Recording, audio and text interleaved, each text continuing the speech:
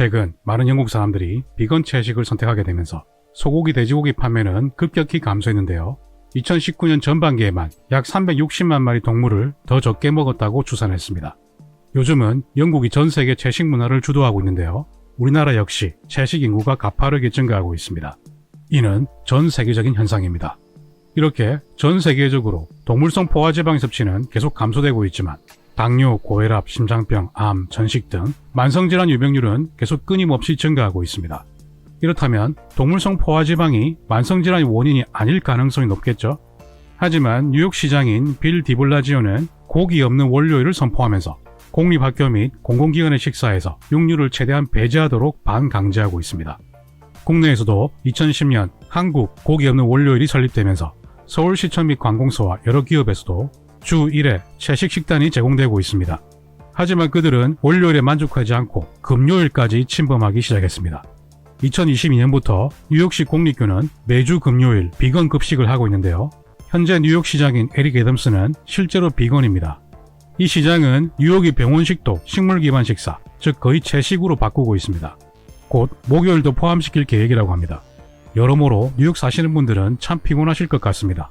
이 시장님은 뉴욕에 사는 모든 의료인들에게 영양교육을 제공하기 위해 미국 생활습관의학회와 파트너십을 체결했는데요. 미국 생활습관의학회는 2003년 안식교인들의 대학인 로마린드 대학교에서 창립된 단체입니다. 지금 누가 누구를 교육한다는 겁니까? 제가 만약 뉴욕에서 일하는 의사라면 지금 안식교인들이 주도하는 의학회에서 영양교육을 새로 받아야 할 수 있다는 겁니다.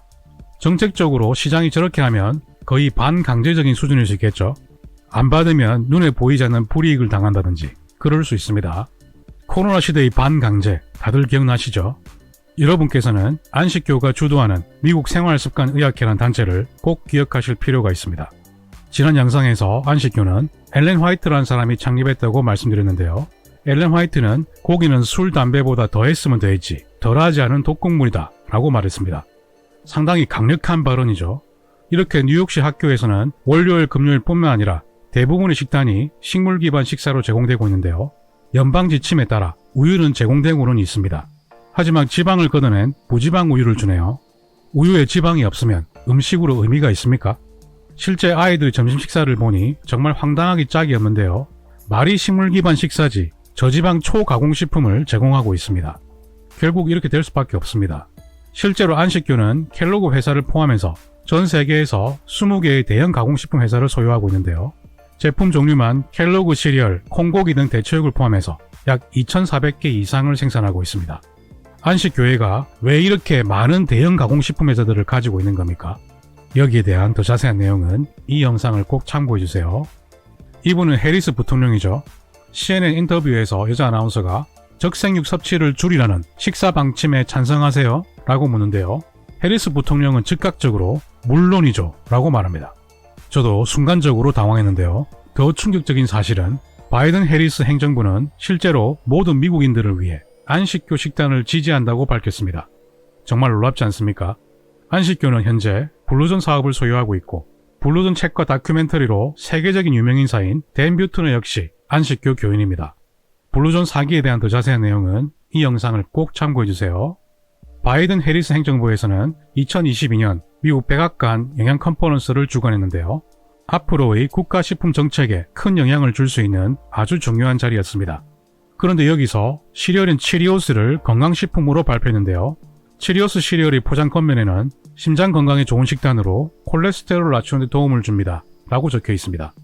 미국 심장학회 보증 마크도 딱 붙어 있죠. 뭔 백악관에서 시리얼입니까? 놀라지 마십시오. 좋은 음식으로 케일, 켈로그의 프로스티드 미니 위츠라는 초가공 시리얼이 가장 좋은 음식으로 발표되었습니다. 뜬금없이 케일은 또 뭐예요? 그 다음으로 또 가공식품인 아몬드 초콜릿, 그 다음으로 또 가공식품인 허니넛 치리오스 시리얼이 좋은 음식으로 선정되었습니다. 시리얼은 무려 2개나 나왔습니다.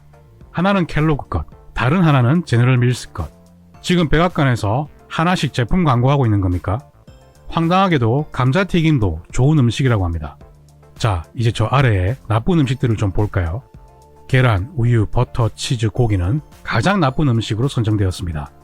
자연식품, 즉 진짜 음식인 계란, 우유, 치즈, 고기는 먹지 말고 초가공식품, 즉 가짜 음식인 시리얼, 감자튀김, 아몬드 초콜릿을 먹으라는 겁니다. 여러분, 이렇게 먹으면 건강해질 수 있다고 합니다. 무려 백악관에서 보증해 준다고 합니다. 현재 시행되고 있는 식단 가이드라인은 이런 농무부위원회 사람들에 의해 작성되고 있는데요. 위원회 멤버의 80%가 실제 채식이나 저지방 식단 활동가들입니다. 이들 중 상당수가 안식교와 안식교에서 창립한 미국 생활습관의학회와 밀접한 관계를 가지고 있습니다. 그리고 위원회 멤버의 95%가 가공식품 및 제약회사로부터 돈을 받았습니다. 미국 농무부는 이렇게 수많은 식품 대기업들과 파트너십을 체결하고 있는데요. 쉽게 말해서 가공식품 기업들로부터 엄청난 돈을 받아내고 있다는 겁니다. 식단 가이드라인을 만드는 미국 농무부위원회 사람들 뿐만 아니라 미국 농무부 자체적으로도 이미 심각하게 부패했다는 뜻입니다. 이런 곳에서 이런 사람들에 의해 식단 가이드라인과 음식 피라미드가 작성되고 있는 겁니다. 백악관, 미국 농무부, 식품 대기업 다들 정말 믿을만 하죠? 저는 믿고 있습니다. 여러 번 말씀드렸지만 미국 심장학회와 같은 권위적인 의학단체 역시 식품회사의 자금을 지원받는 고탄수화물, 저지방 가공식품의 홍보단체 역할을 충실히 이행하고 있습니다. 다들 얼마나 믿음직스럽습니까? 만약 동물성 음식 위주로 식사 가이드라인이 작성됐다면 어떻게 됐을까요? 사람들이 정말 가공식품에 중독되었을까요? 식물성 저지방 식단 지침이 발표됨으로써 가공식품 대기업들은 합법적으로 가짜 음식을 만들어 팔면서 막대한 돈을 벌 수 있는 기회가 활짝 열렸던 겁니다. 이제 백악관, 미국 농무부, 미국 심장학회에서 왜 저지방 식물성 식단을 권장하는지 아시겠죠? 전설적 복서인 마이크 타이슨도 약 5년간 비건 채식을 했다고 합니다. 하지만 지금은 채식을 그만두었는데요. 현재는 훈련과 원하는 몸매를 위해서 엘크와 들소고기만 먹는다고 합니다. 엘크와 들소는 대표적인 적생육입니다. 그런데 여기서 케일 얘기가 나옵니다. 조금 전에 미국 백악관 영양 컨퍼런스에서 케일이 가장 좋은 음식 중 하나였죠. 하지만 타이슨은 케일 때문에 죽을 뻔했다고 말했습니다. 아주 진저리를 치는데요. 헝거게임 등에 출연한 리암 햄스워스는 잘 아시죠? 이 사람 형이 토르로 유명한 크리스 햄스워스인데요. 둘 다 외모와 몸매는 세계 최고를 자랑하죠. 동생인 리암 햄스워스는 비건 채식을 4년간 하다가 2019년 신장결석으로 수술을 받게 되었는데요. 이 사건으로 그는 비건 채식을 완전히 다시 생각하게 되었다고 말했습니다. 실제로 신장결석은 칼슘석이 80%를 차지하는데요. 칼슘석이 대부분이 옥살산 칼슘석입니다. 따라서 칼슘석 환자들은 옥살산이 풍부한 음식 섭취를 제한해야 하는데요. 옥살산이 많이 포함된 음식으로는 시금치, 대황, 감자, 초콜릿, 땅콩, 아몬드 등이 있습니다. 즉 채식을 할 경우에는 신장에서 옥살산 칼슘석이 발생할 가능성이 매우 높아집니다. 예전 영상에서 정상 신기능이었던 65세 여성이 옥살산이 많은 그린 스무디 주스를 섭취한 후에 급성 옥살산염 신증이 발생하면서 신부전으로 사망한 사례를 소개드렸습니다. 여러분, 생존 전문가인 베어 그릴스 아십니까? 베어 그릴스 역시 비건 식단으로 건강이 매우 나빠졌다고 말했는데요. 베어 그릴스는 과거 오랫동안 채식을 하면서 비건 요리책까지 출판했습니다. 스무디까지 만들어 먹었는데요. 베어 그릴스는 코로나19 감염과 싸울 때 비건 채식으로 몸이 망가지면서 정말 간신히 회복하게 되는데요. 그 뒤로 모든 채소, 과일 섭취를 피하면서 지금은 하루 2번 스테이크와 간을 먹는다고 합니다. 그리고 그는 한때 비건 요리책을 쓴 사실이 부끄럽다고 말했습니다. 이런 유명인사들이 비건 채식을 포기하고 육식 식단으로 바꾸는 사례는 정말 흔한 일입니다. 실제로 2014년 연구에서 비건 또는 채식을 했던 사람들 중 약 84%가 식단을 중단했다는 결과가 나왔습니다. 즉 이런 식단은 지속 가능하지 않다는 것을 잘 알 수 있습니다. 여러분은 어떤 식사를 통해 건강해지고 싶습니까? 정말 많은 분들이 저지방 식물성 식단을 통해서 이렇게 안타깝게 늙어가고 있습니다. 진료실에서 매일같이 볼 수 있는 모습입니다. 하나같이 다들 저지방 식물성 식사를 주로 하고 있습니다. 하지만 이 사람은 같은 82세지만 정말 젊고 건강하면서 활기찬 모습을 보여주고 있습니다. 어떤 차이였을까요? 오른쪽 여성은 인간 본연의 식사를 했을 뿐입니다. 인간 본연의 식사는 미국 농무부에 있지 않습니다.